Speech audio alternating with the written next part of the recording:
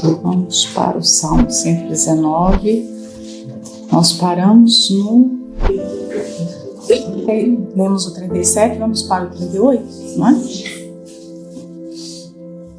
Confirma a tua palavra ao teu servo, que é dedicado ao teu temor. Confirma a tua palavra. Uma das coisas que eu comecei a fazer quando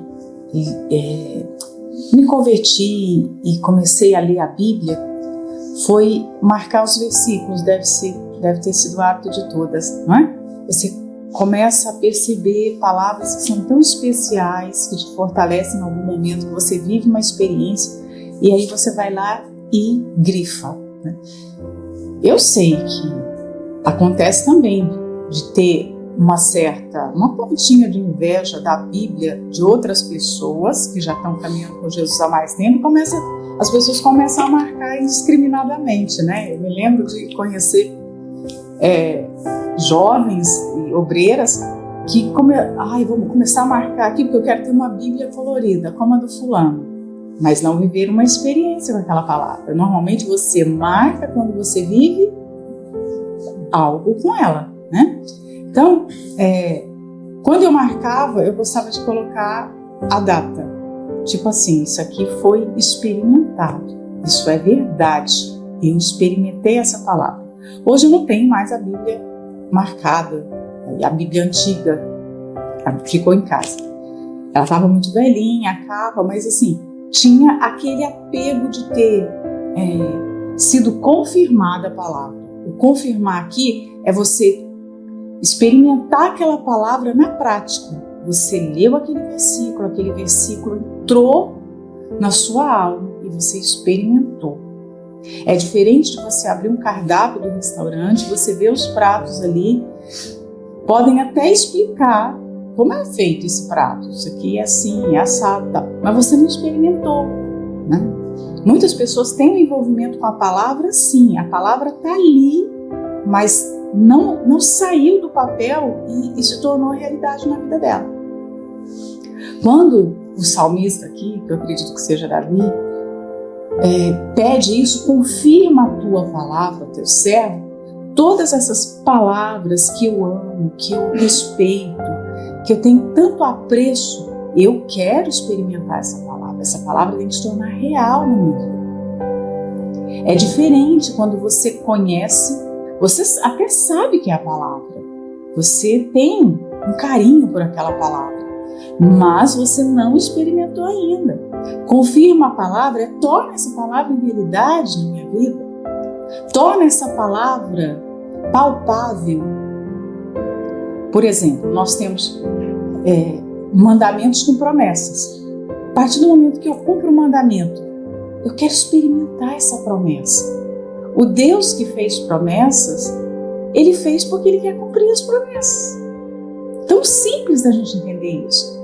E a Igreja Universal nasceu desse desejo, né? Vamos tornar a palavra, ela é viva. A gente sabe que ela é o próprio Deus, então essa palavra é vida. Mas vamos trazer essa palavra de forma prática, real para a vida das pessoas. Sem religiosidade, sem, fanatismo. Não, mas o que está escrito aqui pode se cumprir. Então essa fé arrojada do bispo foi chamada o tempo todo de muito arrojada, por quê? Porque ele queria o cumprimento da palavra. E o que muitos crentes, com anos de evangelho, conhecedores da palavra, não tinham coragem para isso. Aqui o salmista está colocando com outras palavras, mas o espírito é o mesmo. Eu quero ver essa palavra se cumprindo. Confirma essa palavra. Qual foi a última vez que você olhou para uma promessa, estava com uma necessidade na sua vida e você teve essa fé de ir na palavra e falar: Senhor, confirma essa palavra aqui, eu quero o cumprimento dessa palavra. A minha vida está assim, está assado, o Senhor prometeu, então o Senhor quer que nós venhamos pelo menos nos interessar pelas tuas promessas. Porque como se sentiria um pai que promete algo para o filho e o filho não se interessa pela promessa do pai, não se interessa pelo que o pai oferece, não é? No mínimo é estranho. no mínimo é desinteresse. Aí eu coloquei aqui, por que a palavra deve ser confirmada? Né? Lendo agora de manhã um pouquinho, dá para a gente extrair aqui um banquete assim para meses, né? Mas por que eu preciso desejar que a palavra de Deus seja confirmada? Primeiro, há muitas excelências na palavra.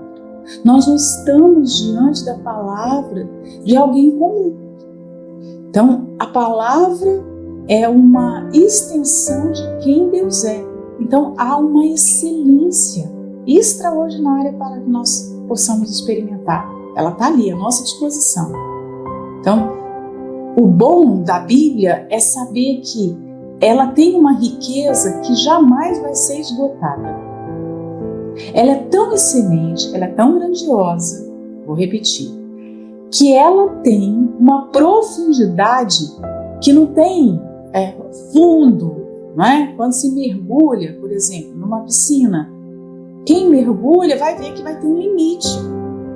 A Bíblia não é rasa, ela é um livro que não tem pé para você. Dá para ficar de pé? Não dá para ficar de pé. Você vai, ela é muito profunda. Você vai mergulhar. Eu nunca mergulhei. O máximo que eu fiz, eu coloquei aquele óculosinho, aquele tubinho, né?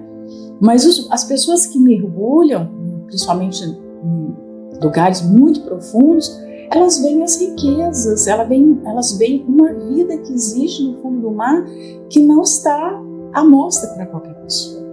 Pouquíssimas pessoas no mundo veem com seus olhos físicos o que existe no fundo do mar.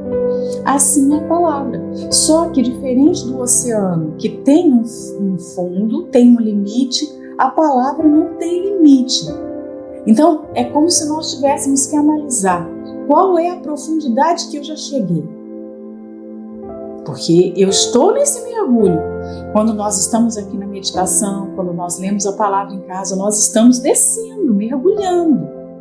Onde nós estamos? Talvez você ache que mergulhou, mas você está numa piscina de criança ainda. Você está assim, sabe? Rasinho. Não. Há tantas excelências que nós vamos passar a vida toda, a vida inteira, 50, 60, 70 anos, o tempo que Deus nos permitir viver, nós vamos passar e não vamos conseguir chegar à profundidade. Nós vamos viver a eternidade com o autor da palavra e não vamos conseguir esgotar. Já pensou? Não é extraordinário isso? É a mesma coisa que você chegar, né? Aí eu coloquei aqui o valor da palavra. Qual o valor da palavra? Por que eu tenho esse desejo de experimentar a palavra? Porque a palavra é como se fosse um baú de um grande tesouro, né? Você já deve ter assistido filmes de piratas, por exemplo, que eles encontram um navio ou um tesouro e eles ficam ali se deliciando, eles pegam as moedas e jogam para cima, eles pegam os colares, colocam, não é? Já viram filmes assim? Eles ficam tão felizes que eles comemoram. É como se cada uma de nós tivéssemos encontrado um grande baú de tesouro, um navio cheio de tesouro. Aliás, um mundo cheio de tesouro. Veja esse exercício, né? Eu quero que você faça. Como se você tivesse, ao pegar essa palavra, como se você tivesse entrado num mundo, como se ele fosse um mundo só de tesouro, só riquezas. E esses tesouros são seus. Né? A palavra aqui é como eu encontrei esse grande baú. E agora eu preciso explorar essas riquezas. Então, cada vez que a gente vai à Bíblia, é como se a gente estivesse encontrando coisas nesse baú. Né? Qual é a nossa felicidade? Qual é a nossa alegria diante dessa riqueza? Porque se você encontrou um pirata lá diante da riqueza, ele não fica parado, ele não fica indiferente. Encontrei a riqueza. É assim? Eles ficam radiantes. Mas às vezes nós encontramos pessoas que dizem que amam a palavra, mas há uma incoerência, porque ela não se mostra assim. Tão feliz, tão apaixonada pela palavra, tão sedenta por descobrir os tesouros da palavra, né? Outro ponto, a suficiência da palavra. Nós precisamos falar da palavra ao meditarmos no Salmo 119. Por quê? Porque é o maior tributo à palavra em toda a Bíblia. Imagina que toda a excelência em todo esse livro, toda essa biblioteca de livros, né? Porque Bíblia é biblioteca de livros, vários livros aqui, né? Quando nós abrimos a palavra, nós estamos entrando numa biblioteca, com vários livros. Então, aqui é a suficiência. Quando eu coloquei esse ponto aqui para a gente meditar sobre a suficiência da palavra. Tudo que eu preciso, eu tenho na palavra. Eu não posso meditar no Salmo 119 sem me lembrar que há excelência em toda a palavra. E esse salmo, especificamente, remete a isso. Reconheça a palavra, ame a palavra, cuide da prática da palavra, não seja apenas um conhecedor teórico da palavra, porque a palavra é o que vai nos sustentar durante da nossa vida. Ela é suficiente ainda que a gente não tivesse mais nada. Apenas a palavra, né? Não quero falar só a palavra como no sentido pequeno, mas eu não preciso de outras coisas. Eu não preciso de nenhum outro recurso.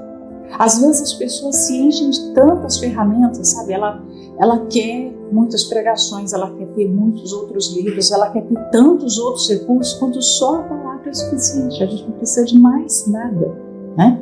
Nós vivemos num mundo em que parece que nada é suficiente.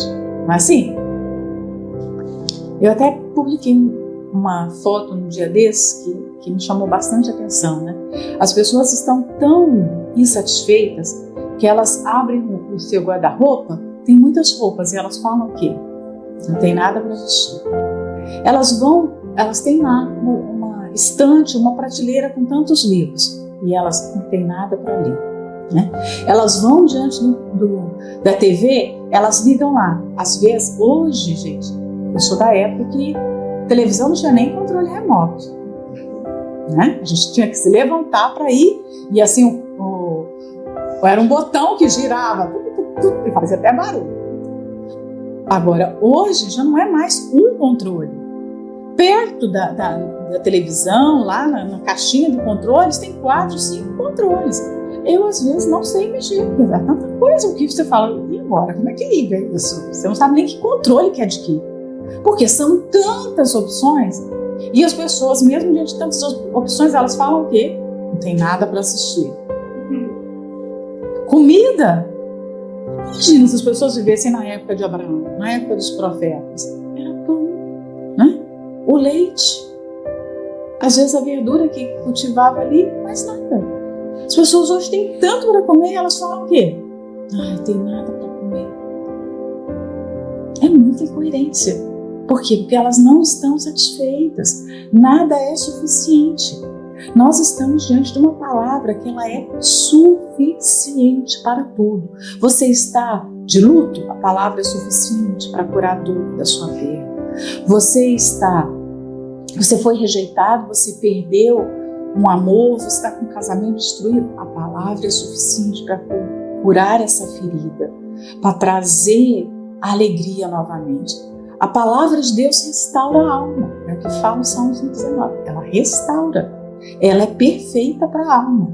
Então nós não precisamos de mais nada. Não podemos entrar nessa paranoia que a nossa sociedade hoje vive, onde se precisa de muita coisa e que chega um momento que aquilo parece que se torna um peso. Porque você pagar, por exemplo, quem tem vários streams para ver filmes, você pagar 4, 5, você não vai conseguir ver isso, não é? Mas as pessoas pagam. Não tem ali, sei lá, 100 mil filmes, o outro tem 50 mil filmes, o outro tem 1 milhão de filmes. Mas para quê? Então, o mundo caminha para isso hoje. Mas nós somos contra a cultura, né? O cristão é um ser contracultural. Nós nunca vamos andar em consonância com a sociedade. Nós não vamos andar assim, junto, de mãos dadas com a sociedade, com a cultura. A cultura está indo para cá, nós estamos indo na direção oposta, né?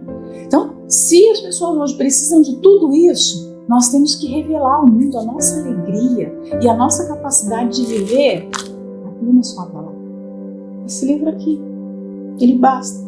Eu vou viver toda a minha vida e eu não vou conseguir esgotar esse livro. Por que eu vou querer também 1 milhão de outros livros, 1 milhão de outras coisas? Né?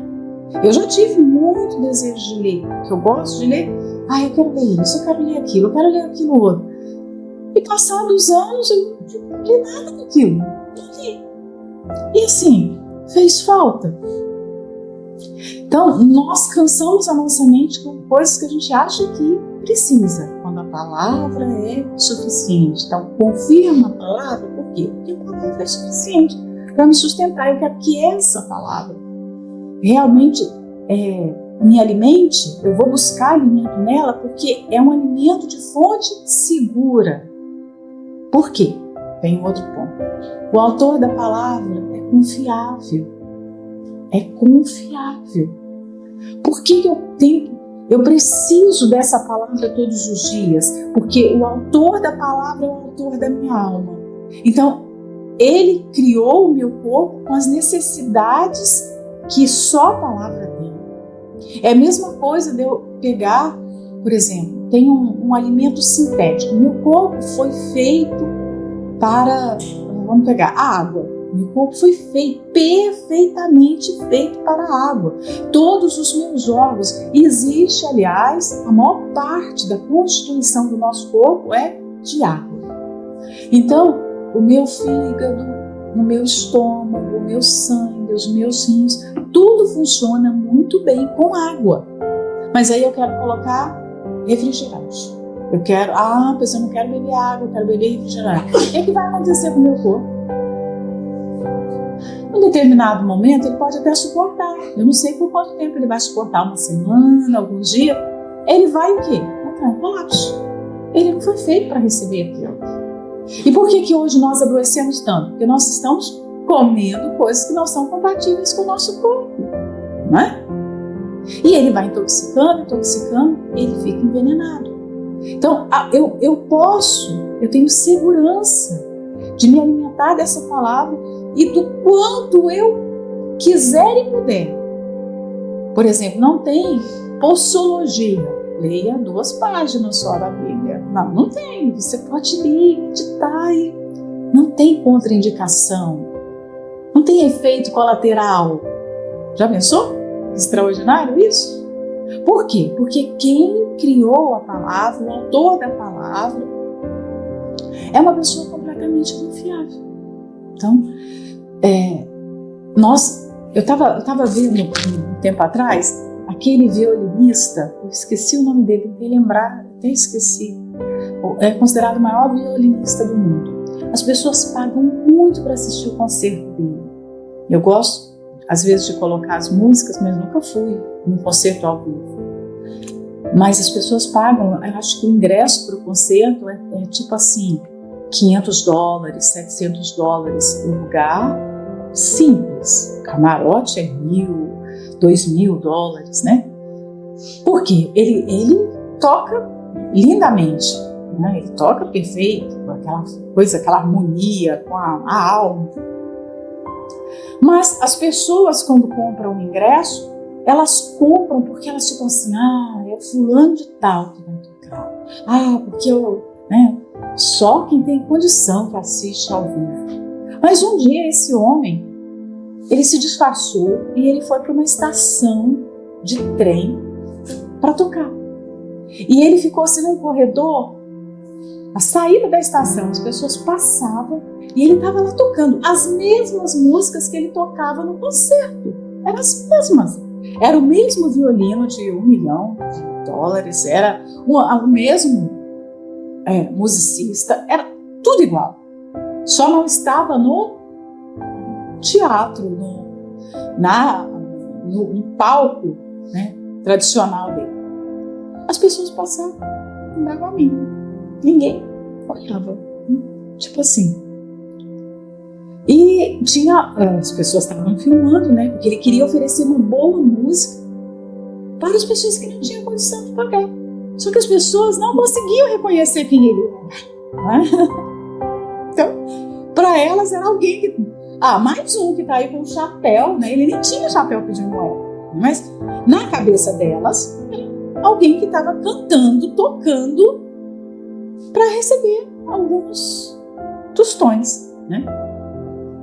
Quando nós lemos a palavra, nós sempre temos que nos lembrar quem é o autor da palavra.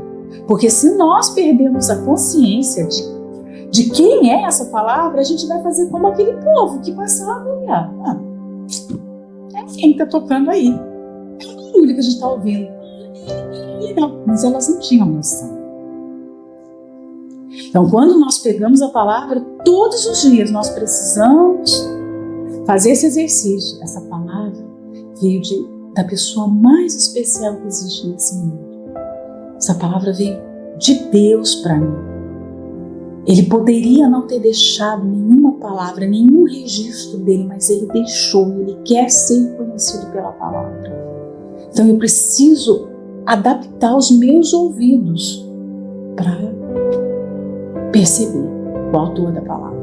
Porque senão eu vou passar pela palavra e vou, então que legal, Salmo 23, Salmo 24, Salmo 119, então, tanta coisa. E se pregou isso ontem, se prega isso hoje. Não. Quem é o autor da palavra? O que significa essa palavra hoje na minha vida? Né? Como ela veio até nós? Eu coloquei aqui, eu já falei muitas coisas, né? Mais do que eu apontei aqui. Experimentar e provar as excelências da palavra, a suficiência da palavra, quem é o autor da palavra, o que a palavra faz, como essa palavra veio até nós. Como? Você já fez aquela reflexão que durante quase 1000 anos Deus escolheu homens de diferentes idades, de diferentes épocas, né? Quase que a mesma cultura, a cultura judaica, mas assim, essa cultura em tempos diferentes, né? Em épocas diferentes, acaba por modificar um pouco. Então, durante 1000 anos, Deus cuidou para formar essa palavra. Já pensou? Nós temos um livro que o diabo odeia, ele já fez de tudo para destruir, e está em nossa posse esse tesouro. Então, como ela veio até nós também é importante.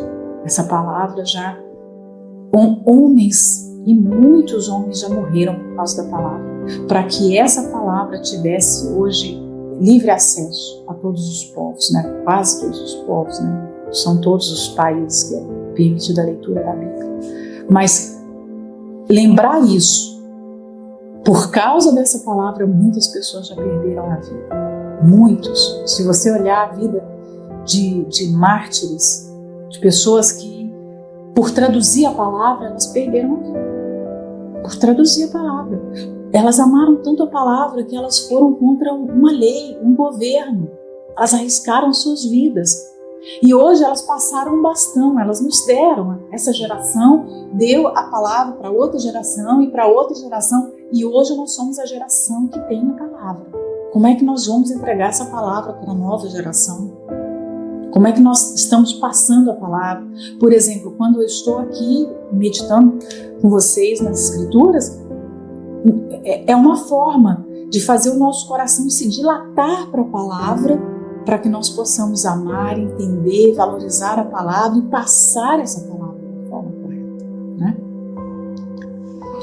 E aí, depois da vírgula, ele fala, por que a palavra, ele quer que a palavra seja confirmada a ele? Porque ele é um servo dedicado ao temor a Deus, ao temor, né? O que é temor? Eu me lembro que a primeira definição que eu fiz para o temor, quando eu me converti, temor é ter respeito por Deus. Deve ter sido a sua definição também, né? Nós não conhecíamos a Deus com um pouco mais de profundidade como nós conhecemos hoje, e os nossos conceitos eram rasos, eram, né? Respeitar a Deus, temor é isso, respeitar a Deus. Mas temor vai muito além disso. É muito mais do que só respeitar a Deus. É isso, mas mais muitos outros conceitos, né? Vamos pensar aqui, eu coloquei. Temor é um receio de não desagradar a Deus em nada. Então, temor é um desejo ardente de agradar a Deus. Se é um receio de não desagradar, eu amo tanto a Deus, vamos traduzir aqui em palavras, eu amo tanto ao meu Deus que eu não quero entristecer. Então, eu busco saber nessa nossa convivência, nesse nosso relacionamento, aquilo que o agrada. Então, porque eu quero fazer só aquilo que agrada. Porque se eu amo muito uma pessoa, eu busco conhecer o que ela gosta e o que ela não gosta. Porque eu não quero fazer aquilo que ela não gosta. Eu não quero dar desprazer. Eu não quero causar tristeza a ela. Isso se chama relacionamento. Eu me relaciono com essa pessoa num nível, numa profundidade que eu não quero causar nenhuma tristeza, nenhum desprazer. Então, temor é isso. Um desejo consciente de querer agradar a Deus, de não causar tristeza a Ele. Mas temor também, eu coloquei mais 3 pontos, é submissão aos seus mandamentos, à sua palavra. Jesus se relaciona muito claramente nos evangelhos que amor é obediência. A linguagem de amor, né? Nós já falamos muito isso na terapia, que cada pessoa tem uma linguagem de amor, né? Uns amam dando presentes, outros amam oferecendo tempo, outros amam fazendo comida. Cada pessoa tem uma forma de expressar o seu amor. A linguagem de amor de Deus é atitude. Ele falou, lá João disse em João 3,16, porque Deus amou o mundo de tal maneira que Ele deu. Linguagem de amor de Deus, então, se oferecer, atitude. E a linguagem de amor que Ele quer receber é o quê? Atitude. Então, Jesus disse que nós o amamos quando nós guardamos os seus mandamentos. Ponto. Então, o amor não é expressado assim como temor, amor, temor, não é expressado pelo que nós falamos. Deus não é um ser que fica só enamorado com as nossas palavras. As mulheres se engravidam com as palavras, né? Um homem chega, fala alguma coisa, ela logo. Pois Deus não é um ser que vai ser manipulado com as nossas palavras. Não. Você consegue manipular pessoas aqui. Pessoas que não conhecem o seu coração podem ser envolvidas pelas suas palavras, mas Deus não. Então a linguagem de amor que Ele quer de nós é obedeça, se submeta, né? E temor também é entender quem Deus é e o que Ele não pode aceitar. Deus é santo, perfeito. Então, para que eu venha me relacionar com Ele, o salmista fala que se relaciona pelo temor. Então, para que eu venha me relacionar com Deus, eu preciso entender quem Ele é. Porque se eu não compreender que Deus é santo, que Ele é justo, que Ele é perfeito, eu vou oferecer para Ele a oferta de Caim. Olha o que Caim fez com Deus. Ele foi lá, pegou de qualquer maneira os frutos da terra, da sua plantação. Ele colocou a sua ideia sobre Deus acima do que realmente Deus é. Na oferta de Abel você vê, Deus está acima da sua opinião. Deus está acima do seu rebanho. Deus está acima de si mesmo. Abel oferece a melhor oferta porque ele faz esse exercício de entender quem Deus é. Então ele consegue ir lá. Se eu tiver que dar todo o meu rebanho para Ele, eu dou. Se eu tiver que me ofertar a mim mesmo, eu vou, porque eu sei quem Deus é. Era o que Abraão sabia quando ele não negou Isaac para Deus. Agora, para Caim já não. Quando nós falamos do pecado de Caim, e meditamos, né, que levou Caim a fazer aquilo, você vai ver que é um conjunto de doenças, igual uma síndrome, né? A gente fala síndrome, fulano tem síndrome do pânico, síndrome de Down, porque não é uma doença fácil de ser tratada. Ela tem multifatores. Ela é complexa. Para você lidar é difícil. Não tem assim, você toma essa pastilha e resolve. O problema de Caim era tão sério que é uma síndrome. Tinha que tratar de várias formas. A primeira delas, o primeiro problema de Caim era, ele não entendia quem Deus era. Só isso já é o suficiente para você dar uma oferta perfeita. Eu posso dar a oferta do jeito que eu imagino. Eu posso dar os piores frutos. Por quê? Eu ofereço e como Deus é uma pessoa como qualquer, essa pessoa não vai me dar o retorno. Só que ele não esperava que Deus ia falar. Eu não gostei da sua oferta. Não aceito. Porque quem recebe o presente tem o direito de gostar ou não do presente. Não é assim? Os presentes que você já recebeu ao longo da vida, quando você abriu, talvez por educação você sorriu e disse que legal, muito bom, né? Mas você tem o direito de gostar ou não, de usar ou não. Não é assim? Deus também, ele tem o direito de mostrar se gostou ou não da nossa oferta. E ele mostrou. Eu gostei da de Abel, mas a de Caim, olha, Caim, não dá. Eu não posso aceitar isso. Porque, sendo Deus quem ele não podia aceitar qualquer oferta, ele é santo. Não é porque Deus é temperamental, porque Deus é caprichoso demais. Não, é por quem ele é. Vai ofender a sua santidade. Tudo que leva desprezo, a oferta que leva desprezo, é claro que Deus vai ter que rejeitar, vai ter que desprezar a oferta. Porque ele não pode receber.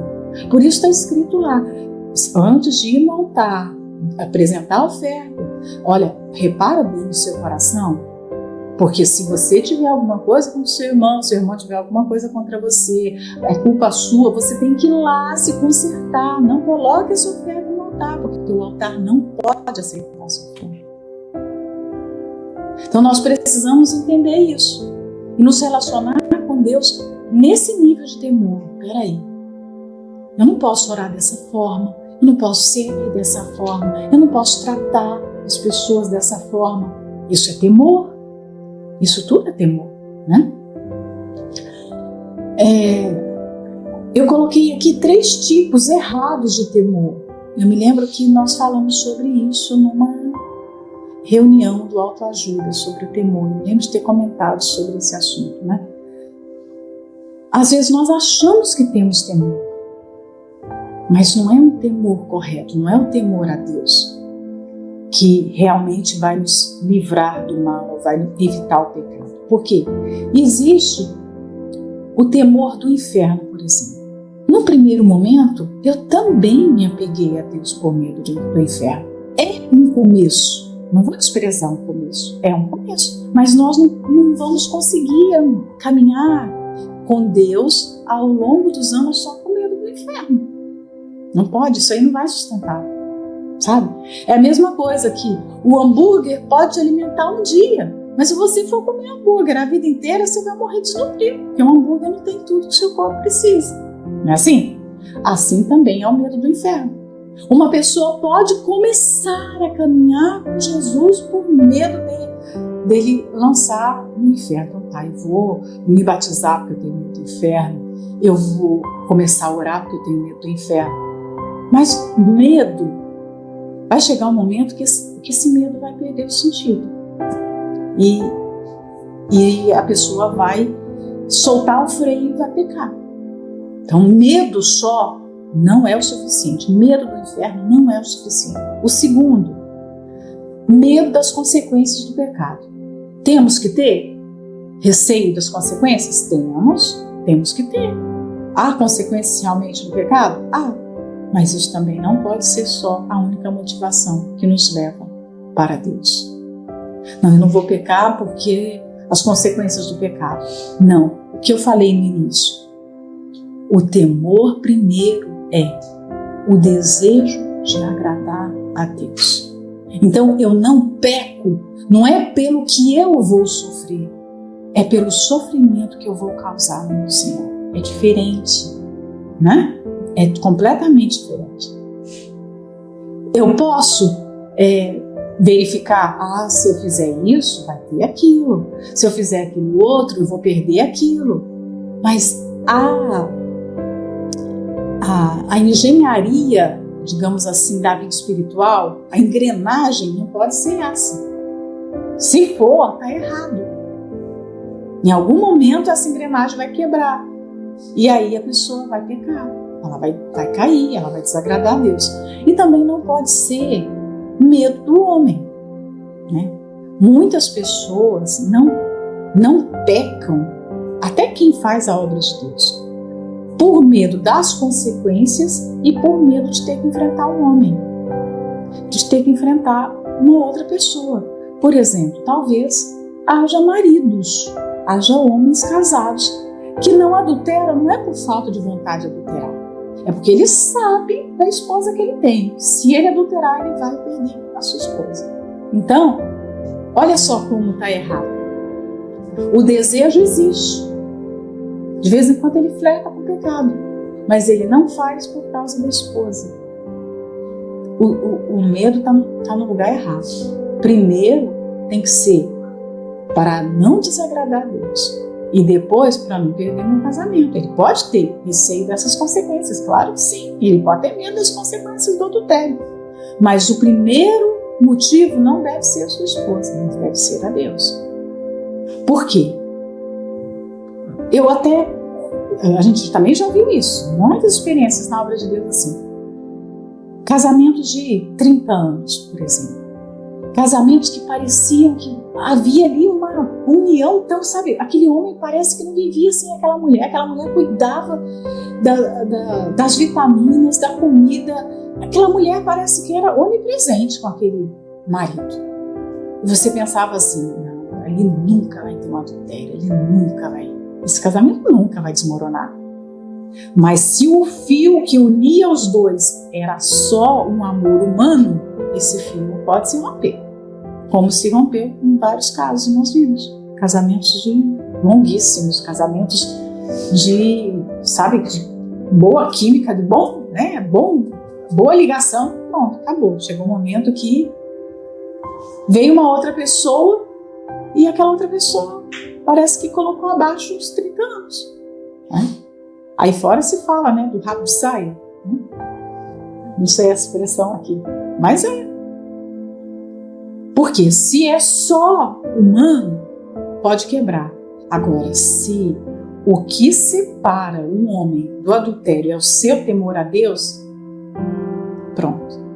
Às vezes o casamento nem é lá grandes coisas, mas ele tem um temor a Deus tão grande, tão grande.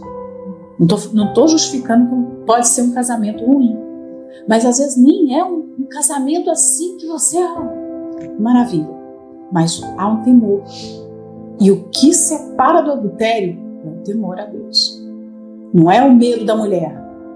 Não é o medo do marido. Não é o medo do bispo. Não é o medo da igreja. Não é o medo das consequências. É o temor a Deus. Né? Vamos para o 39. Desvia de mim o opróbrio que temo, pois os teus juízos são bons. Quem desobedece a palavra vai ter vergonha, vai ter. O opróbrio aqui é vergonha. Né? Sofrimento e desonra vem para quem desobedece a palavra. É óbvio. Né? E se nós queremos nos desviar dessa vergonha, o que nós temos que fazer? Obedecer a palavra. Né? Eu não quero ser envergonhado, eu não quero ser, como nós vimos na meditação passada, confundido. Né? O salmista fala, não me deixa ser confundido. Se eu não quero passar pela desonra, pela vergonha, eu preciso obedecer a palavra. Eu preciso me voltar para a palavra. É a obediência à palavra que vai me livrar dessa vergonha. E ele fala aqui, porque os teus juízos são bons. Quem obedece a palavra está sujeito ao juízo da palavra. E a palavra vai ser favorável a essa pessoa. Quem desobedece a palavra se coloca debaixo do juízo da palavra também, mas que não vai ser um julgamento bom, né? Então, todos nós estamos debaixo de um julgamento. E o que vai determinar que tipo de julgamento nós teremos? A nossa obediência à palavra ou desobediência a ela, né? Você vê claramente aqui que o salmista, quando pede para se desviar, né, que Deus desvie a vergonha dele, né, há um perigo. Ele percebe que há um perigo dele não obedecer a palavra. Então, é preciso orar para não cair nesse erro. Senhor, olha, há um perigo de eu desobedecer a Ti. Então, desvia de mim esse perigo. Eu não quero ser desonrado, eu não quero entristecer o Senhor, eu não quero levar vergonha para o mundo, porque hoje o que nós mais temos visto são cristãos que fazem vergonha. Às vezes até nós sentimos vergonha, né?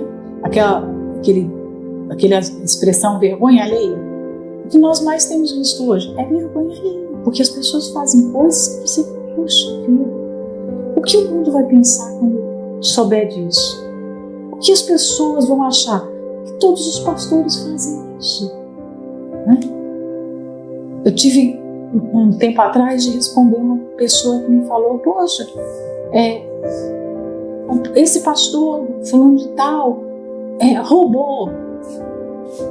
Isso é muito feio, como pode um pastor fazer isso? Eu falei, realmente é muito feio, não deveria acontecer, né? Você se sente envergonhado porque aquilo aconteceu, né? Se torna público, isso tem muito tempo. Eu falei, pois é, mas Jesus teve 12 discípulos e um também era ladrão, né? Também, Judas era ladrão. Se entrava 10 moedas, 1 moeda, 2 moedas, ele catava para ele. Pois Jesus teve no meio, poxa vida, no meio de 12, Jesus teve um que era ladrão, no meio de 10 mil pastores. Pode ter um também, que comete um ato que não é para cometer, né? Mas isso continua sendo vergonha. Por mais que você responda, mas é uma vergonha. Não é vergonhoso para Judas o que ele fazia? Hoje nós comentamos sobre a atitude dele, é uma vergonha. Como alguém caminhando com Jesus, caminhando com a verdade, alguém anda na mentira, na falsidade, rouba a oferta que as pessoas colocavam na sacola para o sustento dos discípulos, né? Isso é uma vergonha. Então, há um perigo de nós nos incorrermos no erro. E a oração, orar a palavra, que quando nós oramos aqui, eu pego esse verso aqui do Salmo 119 e oro esse verso. Eu estou evitando, eu estou buscando a proteção. Senhor, não me deixa cometer esse erro, não me deixa cair assim, né? A oração vai me livrar, vai me ajudar a não incorrer no mesmo erro. O 40. Eis que tenho desejado os teus preceitos, vivifica-me na tua justiça. Tenho desejado. Deus esquadrinha o nosso coração. Às vezes nós falamos que desejamos tal coisa. Eu desejo isso, eu desejo servir a Deus, eu desejo obedecer a palavra, eu desejo ajudar as pessoas, eu desejo pregar o Evangelho e pelo mundo pregar o Evangelho. Às vezes a nossa palavra, o discurso é correto, mas nós servimos a um Deus que esquadrinha corações. Imagina, Ele sabe o que se passa dentro de nós, o que nós de fato temos desejado. Às vezes nós falamos que desejamos muito algo, mas no fundo, o que nós desejamos não é aquilo. É a mesma coisa de alguém que está sentado numa mesa. Essa pessoa não gosta de jiló, mas ela está diante de todo mundo que aprecia jiló. E ela tem que sentar naquela mesa. E o prato principal é jiló. Jiló, vocês conhecem jiló? É um negócio, é um legumezinho, uma hortaliça bem amarga, né? Mas vamos usar um exemplo que vocês todas conhecem. Vamos pensar aí em português. Alguma coisa que não é... Dona Maria, me ajuda. que não são todos portugueses que gostam. Nabo, isso, nabo. Pois é, no fundo a pessoa não gosta de nabo, mas ela fica falando para ela mesma, eu amo nabo, eu gosto de nabo.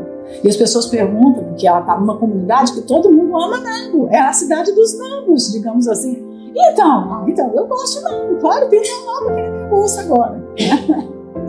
Aí ela senta à mesa com todo mundo, só tem nabo. E é salada de nabo, arroz de nabo, feijão de nabo, né? Bife de nabo. E aí ela vai colocar o nabo na boca, mas dentro ela não gosta do nabo. O que vai acontecer? Como é difícil, né? Mastigar aquele nabo, engolir aquele nabo. Muita gente faz isso com a palavra, muita gente faz isso com as coisas de Deus, né?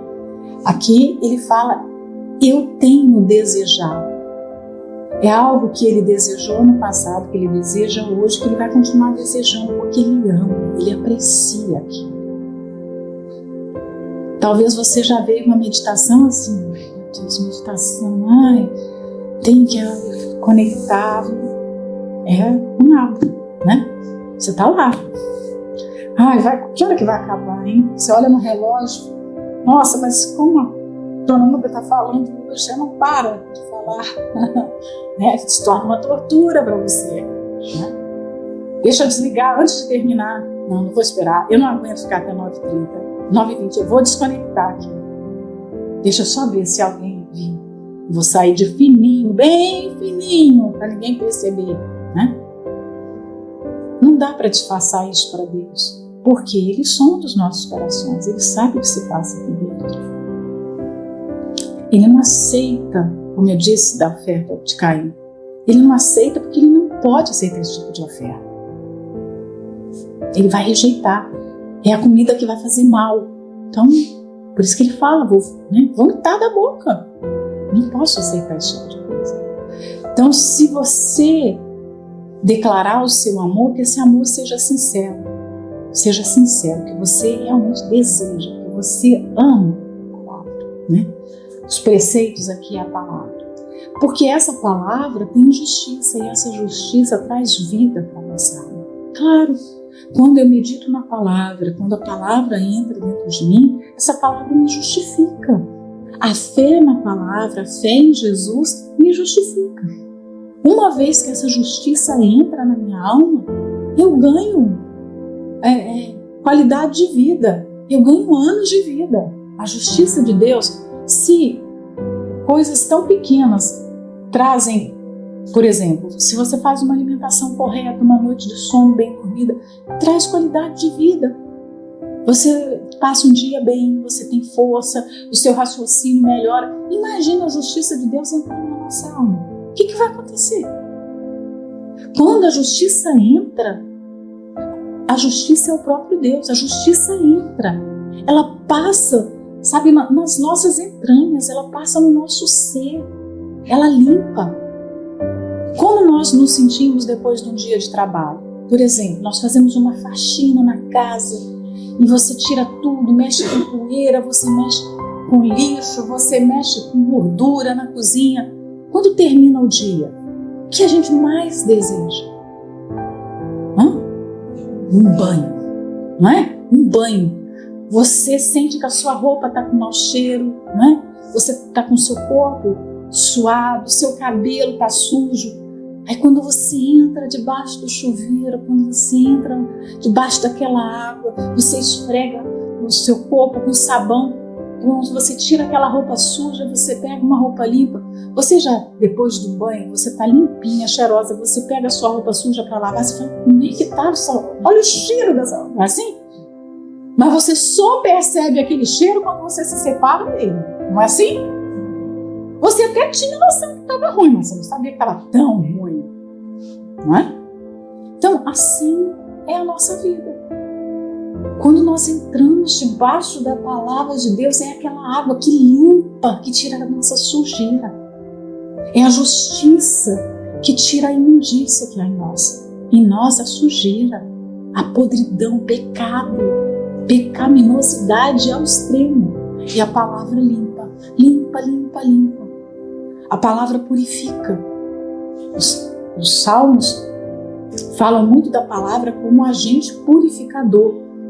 É a água que eu tomo banho todos os dias. Então, não dá para ficar 2, 3 dias sem tomar banho. Nós ficamos insuportáveis. Então, no contexto espiritual, a mesma coisa. Um dia sem banho, você cheira mal, muito mal. Você pode não perceber, mas está cheirando mal. Né? E o diabo, ele sabe desse mecanismo todo. Ele sabe como as coisas funcionam. Olha, fulano está sujo. Ele cheira mal. Lembra da história de Jó? Ele chega diante de Deus e vai falar. Ele fala das pessoas. E aí, todos os dias nós precisamos ser vivificados pela palavra. Purificados, limpados pela palavra. Né? Vivifica-me na justiça, mas na justiça de Deus, não na minha justiça, porque a minha justiça também cheira mal. Né? As pessoas hoje estão empoderadas da sua justiça, das suas opiniões, do que eu acho, até os cristãos. Os cristãos não estão diferentes dos incrédulos. Mas aqui é da tua justiça. A justiça é de Deus, não é a minha. Né? E assim eu termino aqui